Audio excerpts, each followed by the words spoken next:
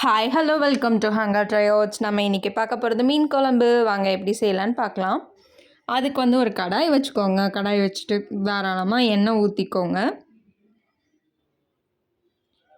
எண்ணெய் கொஞ்சம் சூடாகட்டும். சூடானதுக்கும் நம்ம மிச்ச ஐட்டம்லாம் ஆட் பண்ணலாம். ஒரு கைப்பிடி அளவு கருவேப்பிலை போட்டுக்கோங்க. கருவேப்பிலை போட்டதும் ஒரு 20 பல்லு பூண்டு ஆட் பண்ணிக்கோங்க.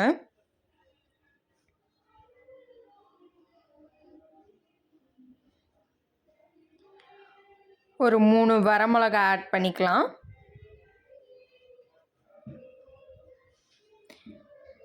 நம்ம இப்போ சின்ன வெங்காயம் தான் ஆட் பண்ணுறோம். சின்ன வெங்காயம் தான் குழம்புக்கு நல்லா டேஸ்ட் தரும். ஸோ நீங்கள் ஒரு 2 கைப்பிடி அளவு சின்ன வெங்காயம் ஆட் பண்ணிக்கோங்க. சின்ன வெங்காயம் ஆட் பண்ணிட்டு இதை நம்ம இப்போ நல்லா வதக்கி விட்டுறோம். இது நல்லா வதங்கி வரட்டும்.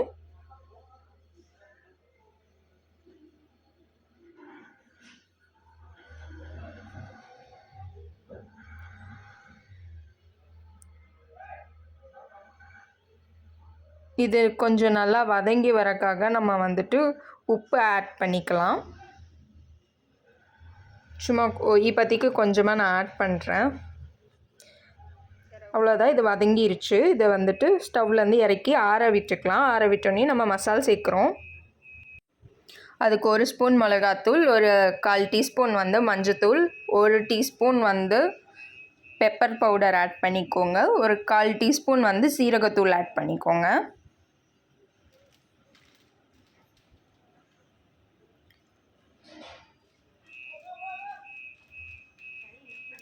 3 டீஸ்பூன் வரமல்லித்தூள் ஆட் பண்ணிக்கோங்க.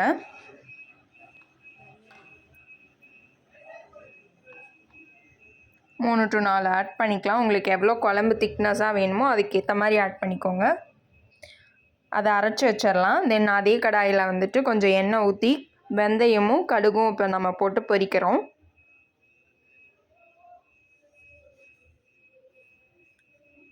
இதை கறிக்கிறாதீங்க, அப்புறம் குழம்பு கசப்பாயிரும். ஸோ டக்குன்னு லைட்டாக பொரிஞ்சோன்னே நீங்கள் உடனே வெங்காயம் ஆட் பண்ணிடலாம்.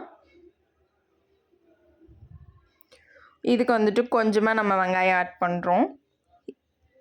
சின்ன வெங்காயம் ஆட் பண்ணுறேன். இந்த இதுக்கு நீங்கள் பெரிய வெங்காயம் கூட ஆட் பண்ணிக்கலாம். பட் சின்ன வெங்காயம் தான் குழம்புக்கு நல்லா டேஸ்ட் தரும்.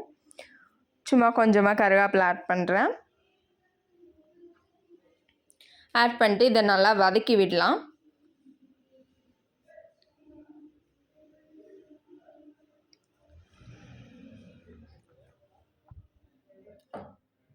இது இப்போ வதங்கி வந்துருச்சு. நல்லா கண்ணாடி பதத்தில் இருக்குது. தக்காளியை இப்போ நம்ம கட் பண்ணி போட்டுக்கலாம். இது ஒரு தக்காளி போட்டிருக்கேன்.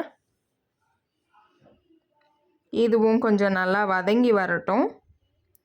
இப்போ இது நல்லா வதங்கி வந்துருச்சு. இந்த ஸ்டேஜில் உங்களுக்கு குழம்பு மிளகாய் தூள் இருந்தால் அதை போட்டுக்கோங்க. அது ஒரு 1/2 ஸ்பூன் நான் போடுறேன். அரைச்சி வச்சுருந்தோம்ல, அந்த அரைச்சி வச்சுருக்கிறத இதில் நம்ம ஊற்றி இது பண்ணிக்கலாம்.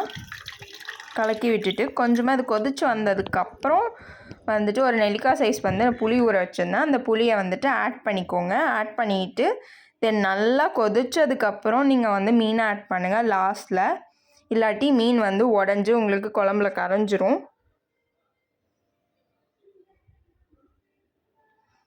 ஸோ இதுவும் ஆட் பண்ணி லைட்டாக ஒரு கொதி வந்த உடனே நம்ம தேங்காய் பால் எடுத்து வச்சுருந்தோம். கொஞ்சமாக ஊற்றுங்க. ரொம்ப ஊற்றுனீங்கன்னா குருமா வாட்டா போயிடும். ஸோ கொஞ்சமாக தேங்காய் பால் ஊற்றி லைட்டாக ஒரு கொதி விட்டுடலாம்.